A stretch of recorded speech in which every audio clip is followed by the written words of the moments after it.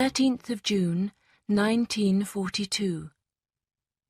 On Friday, the 12th of June, I woke up early at 6 o'clock. It was my birthday. I'm not allowed to get up then, so I had to wait until 6:45. Then I went down to the dining room where Morcha, my cat, welcomed me.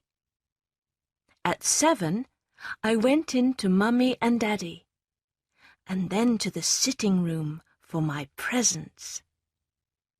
The nicest present was you, my diary. There was a bunch of roses on the table, and lots more flowers and presents arrived for me during the day. Daddy and Mummy gave me a blue blouse, a game, and a bottle of fruit juice, which tastes quite like wine, sang. At school, I shared out some cakes with my friends, and I was allowed to choose the game that we played in the sports lesson. Afterwards, all my friends danced round me in a circle and sang Happy Birthday.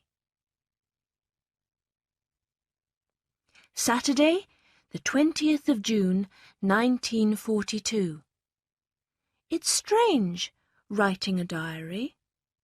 Of course, I've written things before, but who will be interested in the thoughts of a 13-year-old schoolgirl?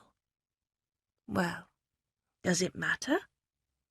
I want to write, and I want to bring out so many things that lie deep in my heart. I need a diary because I haven't got a friend.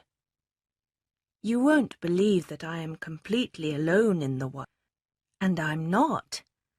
I have loving parents and a 16-year-old sister, a good home, and about 30 people that I can call friends. There are plenty of boys who are interested in me too. But I haven't got that one true friend who understands me. So this diary can be my new friend. Let's start with the story of my life.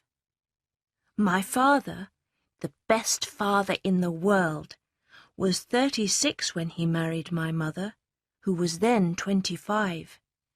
My sister Margot was born in Frankfurt am Main, in Germany in 1926. Then I followed on the 12th of June, 1929. Because we are Jewish, we moved to Holland in 1933. My father is the manager of a company called Opteka, which makes things for the jam-making business. After 1940, things were not so good anymore. First the war started, and then the Germans arrived in Holland. Our freedom disappeared. Under the new German laws, Jews must wear a yellow star. Jews must walk everywhere. They can only do their shopping in Jewish shops, and they must be indoors by 8 o'clock at night. They must not even sit in their own gardens after that time. Jews cannot visit the theatre or the cinema. Jews cannot visit Christians, and their children must go to Jewish schools.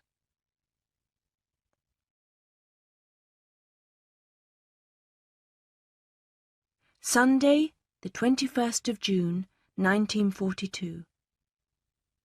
Everyone at school is waiting to hear what happens next. Who will move up a class and who will stay down? We're all trying to guess.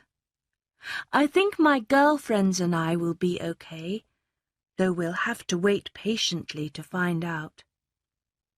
Most of my teachers like me, but old Mr. Casing gets angry with me because I often talk too much. He made me do some extra homework and write about someone who talks too much. Wednesday, the 24th of June, 1942. It is so hot. Yesterday, I had to walk to the dentist's from school in our lunch hour. I wish that we could go on a bus or a train, but of course us Jews are not allowed to do that. It was so far that I nearly fell asleep afterwards in the afternoon. They were kind at the dentist's, though, and gave me something to drink. I wish I didn't have to go to school. I'm glad it's nearly the summer holidays. One more week and our suffering will be over. But something amusing happened too yesterday. A boy called Hello Silberberg asked me to walk to school with him. Hello is 16 and tells lots of funny stories. He was waiting for me again this morning. Wednesday, the 1st of July, 1942. I haven't had time to write until today. Hello and I know each other quite well now. His parents are in Belgium. He came to Holland alone and is living with his grandmother. He had a girlfriend called Ursula, but now that he's met me, he's not interested in her anymore. I know her too. She's very sweet and very boring. Hello came over on Sunday evening. He told me that his grandmother doesn't like our meetings. But on Wednesday nights, his grandmother thinks that he goes to woodwork lessons. He doesn't, so he'll be free to meet me.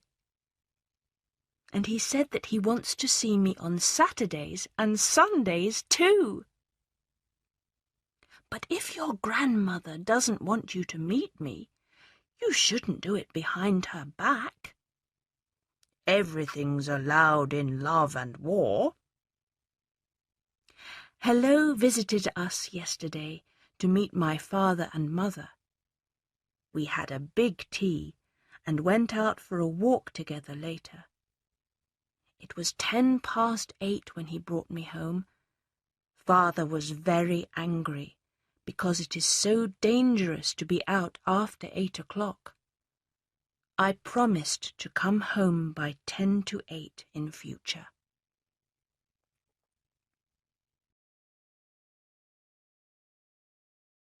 Sunday, the 5th of July, 1942.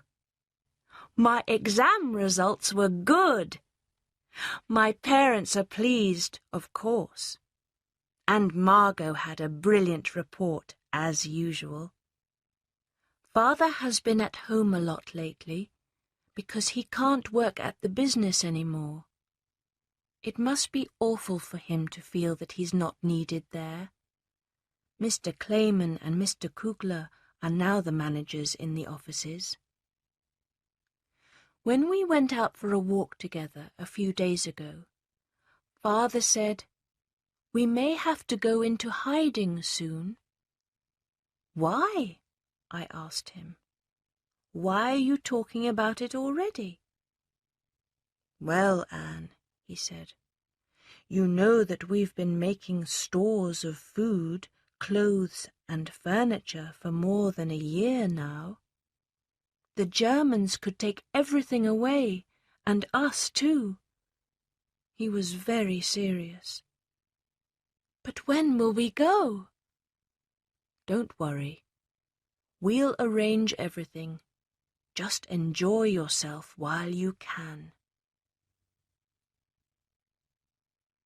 Wednesday, the 8th of July, 1942.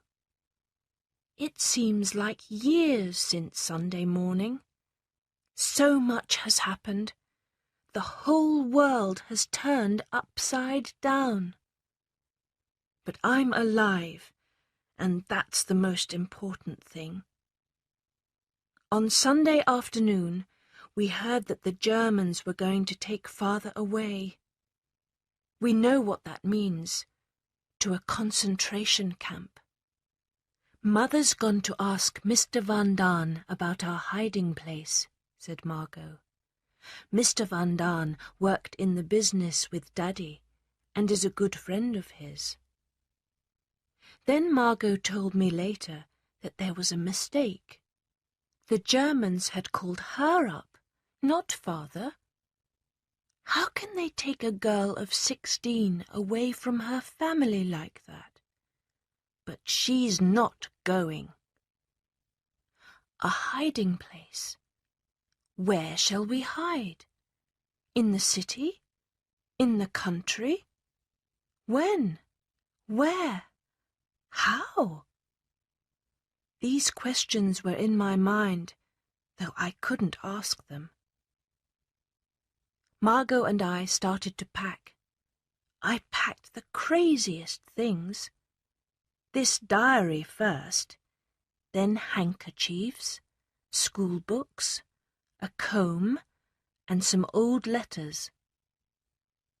Memories are more important to me than dresses.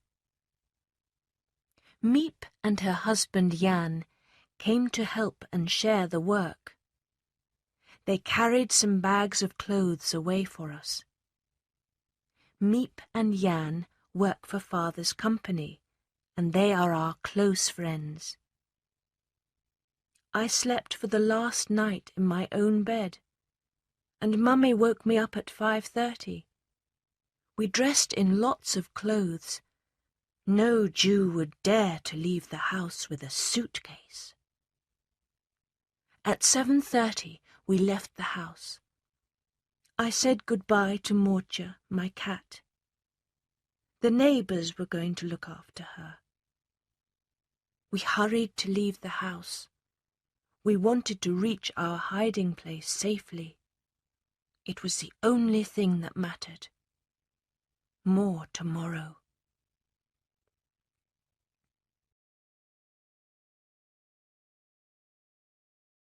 Thursday, the 9th of July, 1942.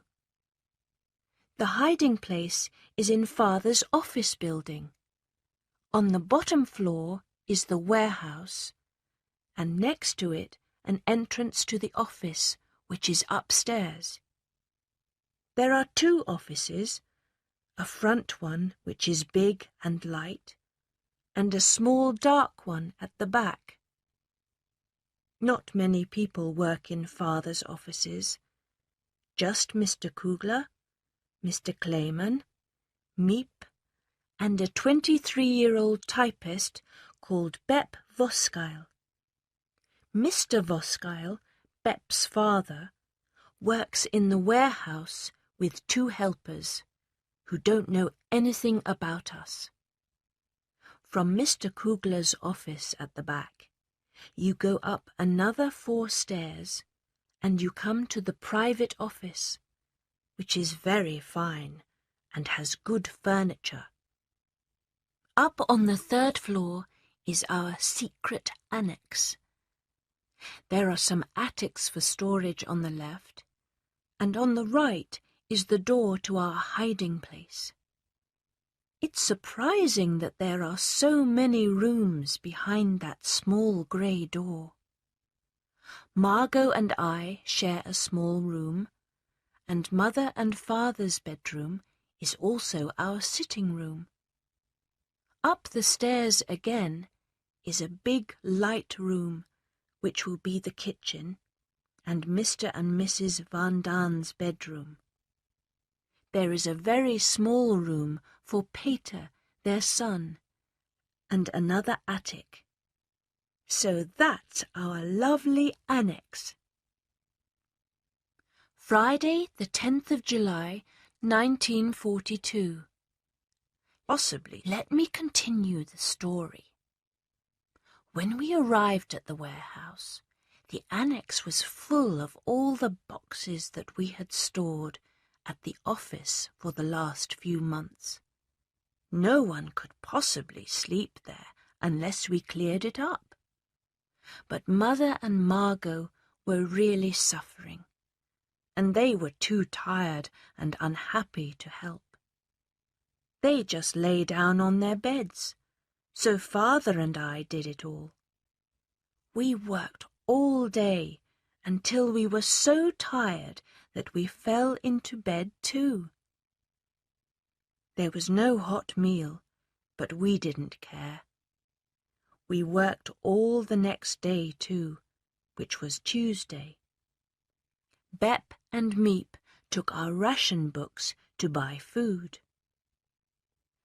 It was only on Wednesday that I had time to think about the enormous change in my life. Now I've got a moment to tell you all about it, to realize what has happened and what is still to happen.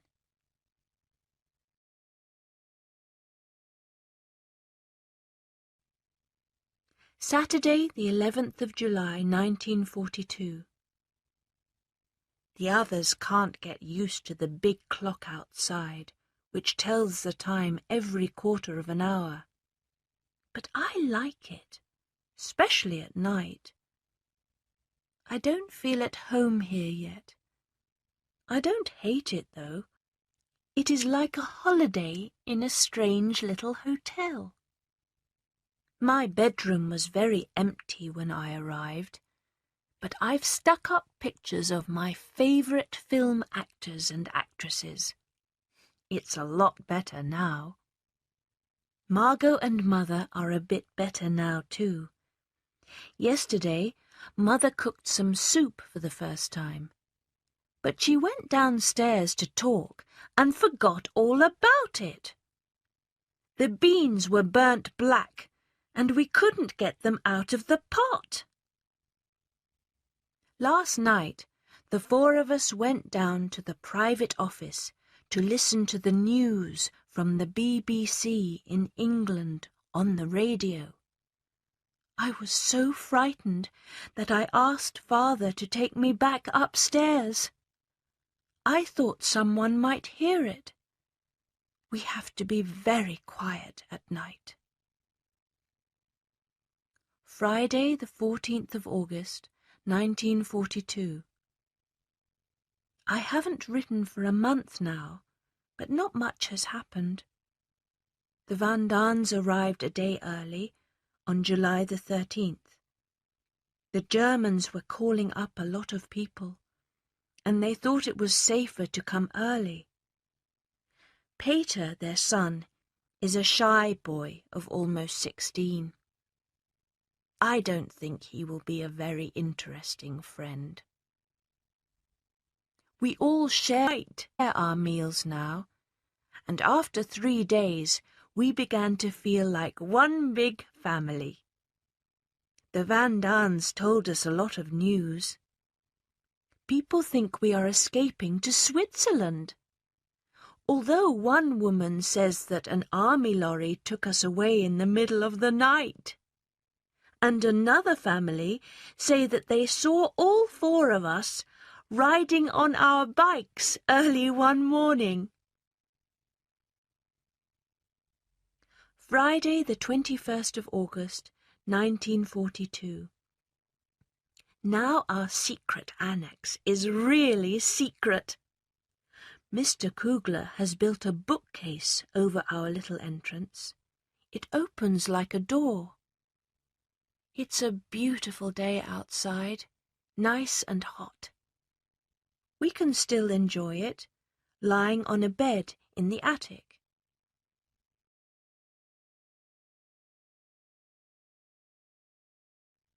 Monday, the 21st of September, 1942. Mrs. Van Daan is awful. She says that I talk too much. She won't save food in a dish. She leaves it in the cooking pot so that it gets spoilt. And she doesn't do any washing up. Mr. Clayman brings me books to read, and I've begun my schoolwork. I'm working hard at French, and Peter is learning English. Pim, our name for father, wants me to help him with his Dutch lessons. He makes terrible mistakes. He and I are also working on our family history and drawing our family tree, so I am learning about all my relations. Mrs. Van Daan walked into the room just now. I shut the diary quickly. Anne, can't I just look at it? No, Mrs. Van Daan. Just the last page? No, not even the last page, Mrs. Van Daan. I nearly died. That page was full of rude things about her. Sunday, the 27th of September, 1942.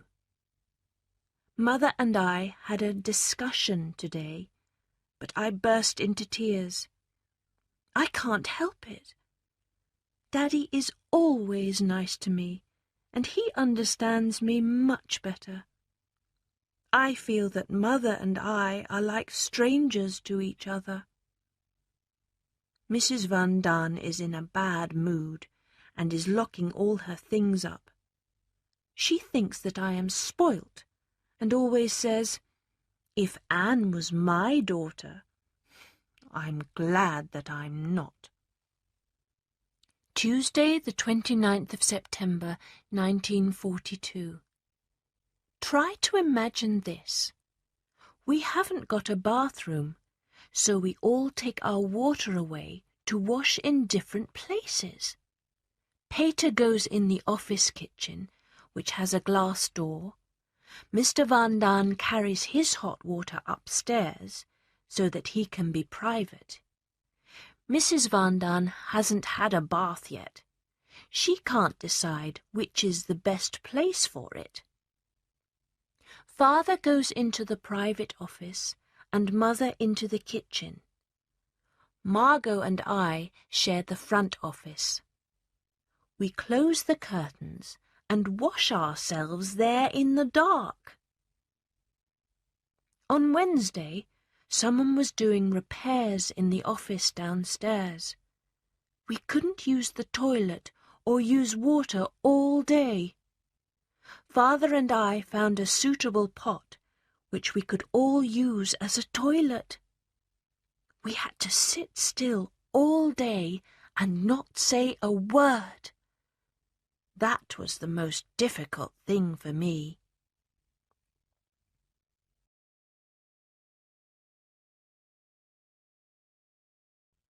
Thursday, the 1st of October, 1942. Yesterday I was very frightened. At 8 o'clock the doorbell suddenly rang. I thought that the Germans were coming to get us, but everybody said that someone only rang for a joke, or that maybe it was the postman, and I felt calm again. Peter can be very funny sometimes. We both like to dress up in silly clothes. One evening, he put on one of his mother's tight dresses, and I wore his suit. Everyone laughed so much. Miep bought new skirts for Margot and me at the Bijenkorf. They looked like potato bags. Friday, the 9th of October, 1942. The news is very bad today. The Germans are taking away many of our Jewish friends. They are sent to concentration camps at Westerbork, or even further away. We think many of them are murdered there. I feel terrible. The English radio says that the Germans are killing them with gas. Perhaps that's the quickest way to die. Perhaps you don't suffer so much that way. Tuesday, the 20th of October, 1942. My hand is still shaking as I write this. 2 hours ago, we heard an awful noise at our bookcase door. The knocking didn't stop, and someone was pushing and pulling at the door. Perhaps they had come to arrest us. We were white with fear. But at last we heard Mr. Clayman's voice. "Open up, it's me." The door was stuck and he couldn't open it. We had a good time on Monday. Miep and Jan spent the night with us. We cooked specially for them, and the meal tasted wonderful. Monday, the 9th of November, 1942. Yesterday was Peter's 16th birthday. He had a game and a cigarette lighter. He doesn't smoke much, but the lighter looks good. There was a big surprise, too. Mr. Van Daan heard that the English have reached Tunis, Algiers, Casablanca, and Oran. It is not the end of the war yet, but perhaps we can hope for the end now. Perhaps it will soon be history. Well, what about food in the annex? A man brings bread every day, a very nice friend of Mr. Clayman's, and we've stored 100 tins of food here. We can buy ration books on the black market, and we've also bought 300 pounds of beans. We decided to move them to the attic, and Peter was given the job. He succeeded in getting 5 sacks upstairs, but the 6th sack burst, and a river of beans poured downstairs. I was standing at the bottom of the stairs. Peter couldn't stop laughing when he saw me in a sea of brown beans. Unfortunately, though, the beans are very small and have disappeared into all the holes. Whenever we go upstairs now, we look for a few more beans.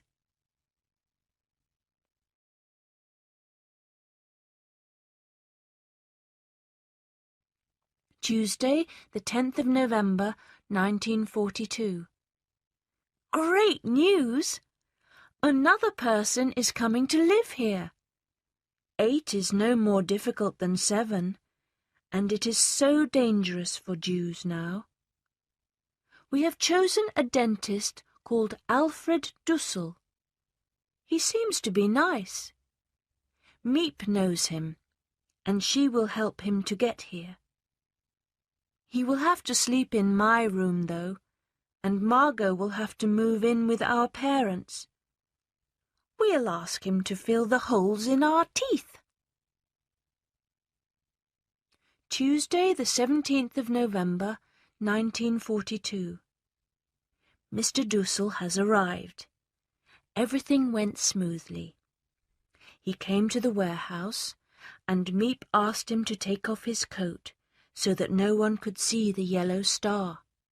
Then she brought him to the private office. He still had no idea where he was going or what was going to happen. When she opened our bookcase door, he was so surprised. He thought we had left the country.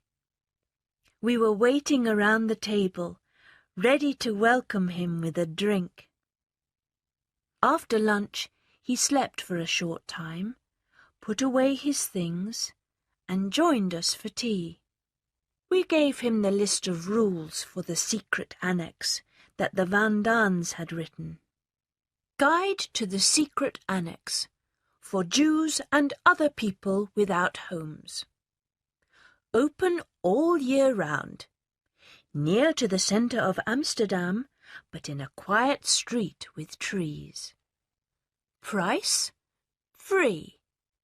Food? Low fat. Water? In the bathroom. Sorry, no fixed bath. And also on some of the walls. Space for storing things? Plenty. Private radio? for all guests after 6 p.m. But you must never listen to the news on German radio stations, only music. Rest hours from 10 p.m. to 7:30 a.m. 10:15 a.m. on Sundays.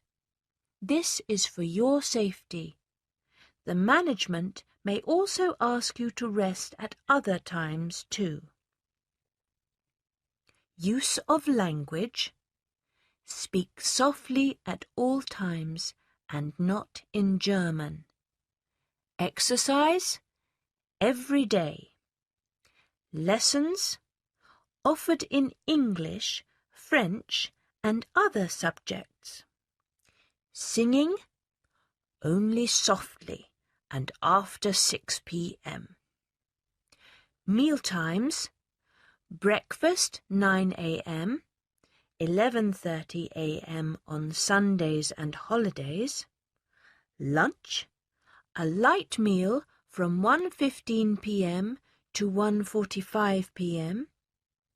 Dinner: sometimes a hot meal, sometimes not. The time of dinner changes because of radio news broadcasts. Bath. The movable bath can be used by all guests after 9 a.m. on Sundays. You may take your bath in the bathroom, kitchen, private office or front office. The end.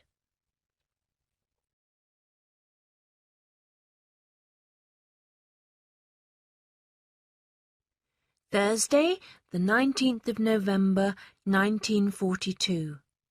It's true. Mr. Dussel is a very nice man. He's willing to share a room with me, although I don't really like sharing my things with a stranger. But we all have to give up something here. If we can save just one of our friends, we will be doing something to help, says Father. He's right. Mr. Dussel has told us a lot about the outside world. The news is terrible. The authorities have taken away so many friends and people we know to concentration camps. Army cars go round the streets day and night to arrest people. They're looking for Jews. They knock on every door and ask whether any Jews live there. When they find a Jewish family, they take everybody away. They even pay money for information. In the evenings, when it's dark, I often see long lines of innocent people walking on and on. Sick people, old people, children, babies, all walking to their deaths. We are very lucky here. I feel bad sleeping in a warm bed when our dearest friends are suffering so badly, and only because they are Jews. Saturday, the 28th of November, 1942. Mr. Dussel complains about me all the time, and they said that he liked children. He complains to Mother, and then she is angry with me too. I think about it all in bed at night. Am I so bad? I either laugh or cry. Then I fall asleep, wanting to be different. It's very confusing. Tuesday, the 22nd of December, 1942. The Annex was delighted to hear that we are all getting an extra £1/4 pound of butter for Christmas. We are each going to cook something with butter. Mr. Dussel says, "Quiet, quiet," to me all night, even if I just turn over in bed. But he gets up early on Sundays and puts on the light to do his exercises. Yes, We all have to be very sensible here and not get angry. But I would love to lock the door or hide his clothes or do something not at all sensible.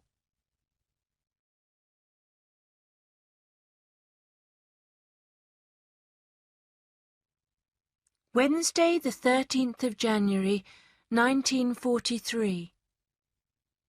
Terrible things are happening outside. People are being pulled out of their homes and arrested. They have to leave with only a small bag and a little money, but even that is stolen from them. Families are separated. When children come home from school, their parents have disappeared. The sons of Christian families in Holland are also sent to Germany.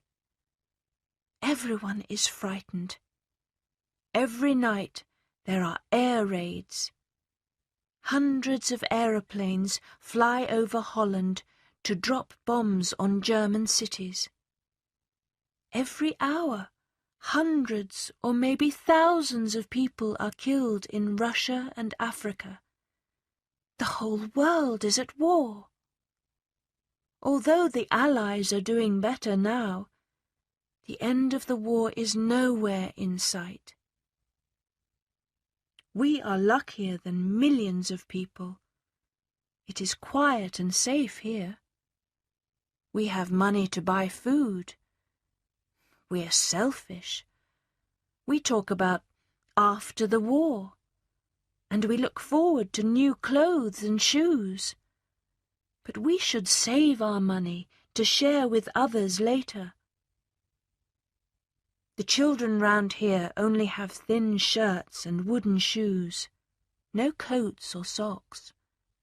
There is no one to help them. They are always hungry and ask people on the streets for bread. I could tell you more about the suffering that the war has brought, but it would make me too sad. All we can do is to wait patiently until it is over. Saturday, the 27th of February, 1943. Pim thinks there will be an invasion by the Allies at any time now. Churchill was seriously ill, but now he's getting better. We are sharing our butter a different way now. Everyone gets their own piece on their own plate. But it's not done right. The Van Daans make breakfast for everyone and give themselves the biggest share of the butter. My parents are too frightened to argue, unfortunately. Wednesday, the 10th of March, 1943. I could hear the guns all last night. I am always frightened of shooting, and I usually climb into Father's bed to feel safe. The guns are really loud, and you can't hear your own voice. One night, there were strange noises inside the annex. Peter went up to the attic and found, guess what? An army of enormous rats!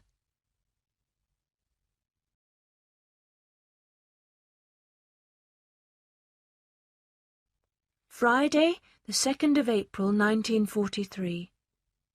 I'm in trouble again. Last night I was lying in bed and waiting for Father to come and say my prayers with me. Mother came into the room and asked gently, Anne, Daddy isn't ready. Shall I listen to your prayers tonight? No, Mummy, I said. Mother got up, stood by my bed for a moment, then slowly walked to the door. Suddenly she turned round, and her face was full of pain.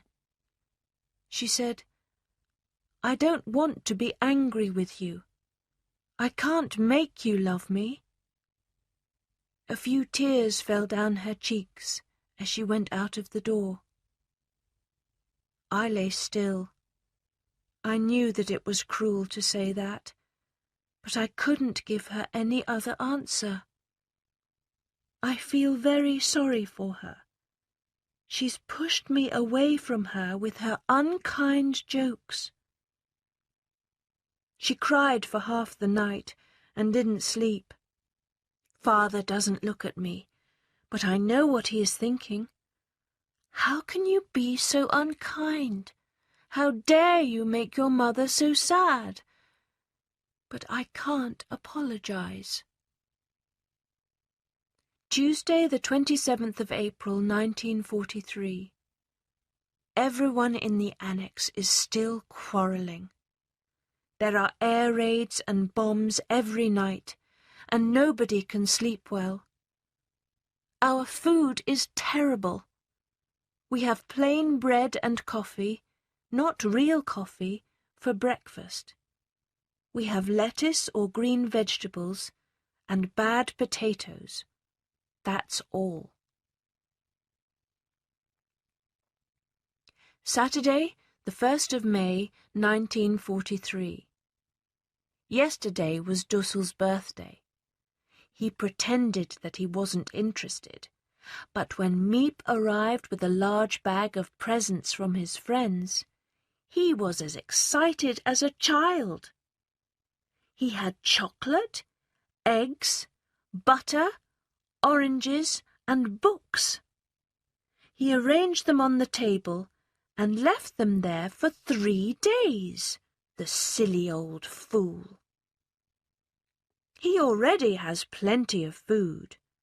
We found bread, cheese, jam, and eggs in his cupboard.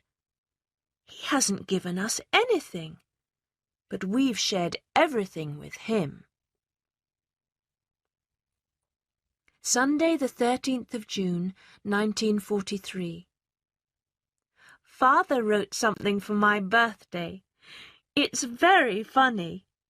It's about me and my hard life in the annex, under the authority of parents who are always telling me what to do. I had some lovely presents too, especially a big book of Greek and Roman stories, and sweets from everyone. People gave me some from the last of their stores. Tuesday, the 15th of June, 1943. Next month we have to give back our radio to the authorities. It's an official rule, and all over the country people are trying to find an old radio to give in so that they can keep their real radios in secret. It's a shame that we have to give in our beautiful big radio. But Mr. Clayman will give us a baby radio, which he has hidden at home. We'll put it upstairs. It's not allowed, of course, but we're not allowed to be here either. Our radio with its wonderful voice really helps us. We tell ourselves, let's try to be brave and cheerful. Things must get better.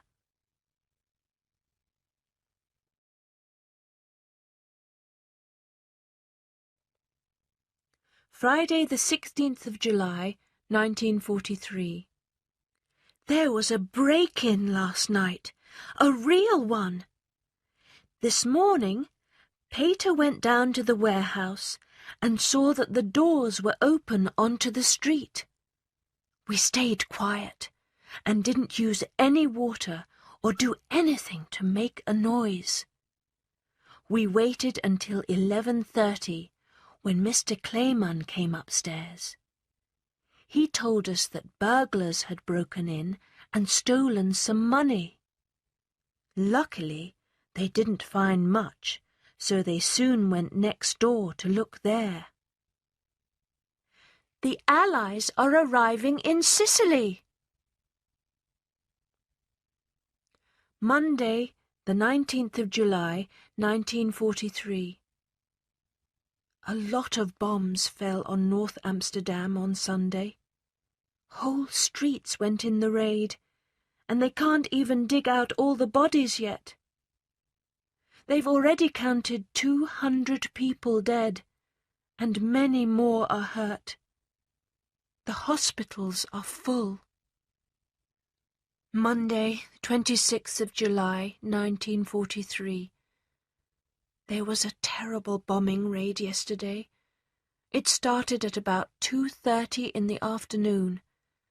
Margot and I were upstairs, but the guns were so loud that we went down again.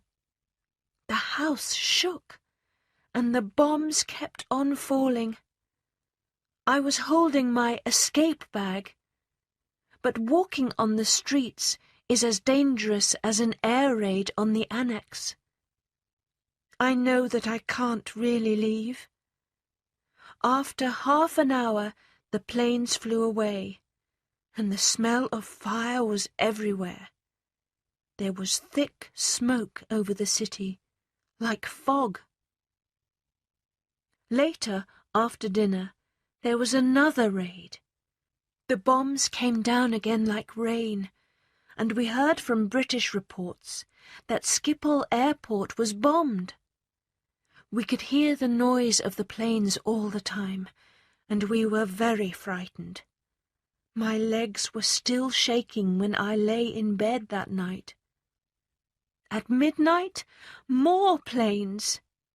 I ran to Father's bed and did not fall asleep in my own bed until 2:30. But at 7 o'clock in the morning, we heard some wonderful news about Italy. Mussolini has gone, and the King of Italy is leading the government there now. Tuesday, the 3rd of August, 1943. We just had a third air raid. I am trying to be brave. Mrs. Van Daan used to say, "Let them fall." Now she is the most cowardly of us all. She was shaking like a leaf this morning, and even burst into tears. Our bodies are very stiff now. We stopped our exercise program a long time ago. Friday, the 10th of September, 1943. Every time I write to you, something special has happened.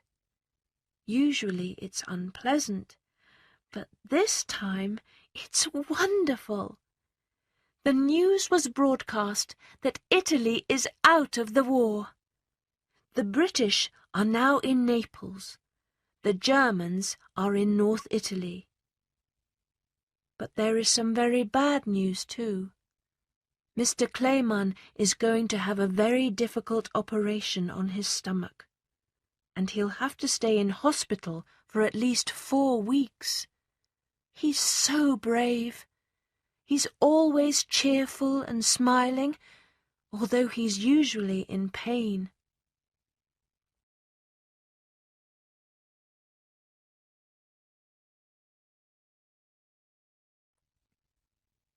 Friday, the 29th of October, 1943. Mr. Clayman is out of hospital now, but his stomach is still bad. He had to go home again today because he wasn't well. Mr. Van Daan has sold his wife's best winter coat. She wanted to keep the money to buy new clothes after the war. Mr. Van Daan could not make her understand that the money has to be used for the annex. They shouted and screamed at each other. It was terrible. I'm okay, but I'm not hungry at the moment. People say, "You look awful, Anne." Sundays are specially bad. It is deathly quiet then. I feel as though I'm being pulled down into hell. I am a bird without wings who can't escape. A voice inside me cries, "Let me out!" I want to go into the fresh air. I want to hear people laughing. I don't answer the voice, but just lie down on the sofa. Sleep makes time go more quickly. Wednesday, the 3rd of November, 1943. We've decided to start our fire at 7:30 on Sunday mornings instead of 5:30. I think it's dangerous. The neighbours may see the smoke, and what will they think? The curtains are a problem too. They cover the windows completely, but sometimes someone here will decide to take a little look outside. Everyone complains, but the answer is, "Oh, nobody will notice." That's how things start to get dangerous.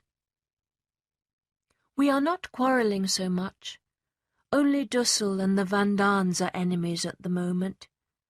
Dussel talks about Mrs. Van Daan as that stupid cow, and she calls him an old woman. Monday evening, the 8th of November, 1943. We all have different moods here, up and down, and my mood is sad now. Miep says that we are peaceful here, but it's like a small circle of blue sky. We 8 people in the annex are in that circle, but all around us are dark clouds and danger. The circle is getting smaller, and the darkness closer.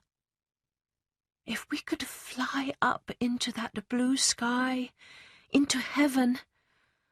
Oh, circle, open wide and let us out!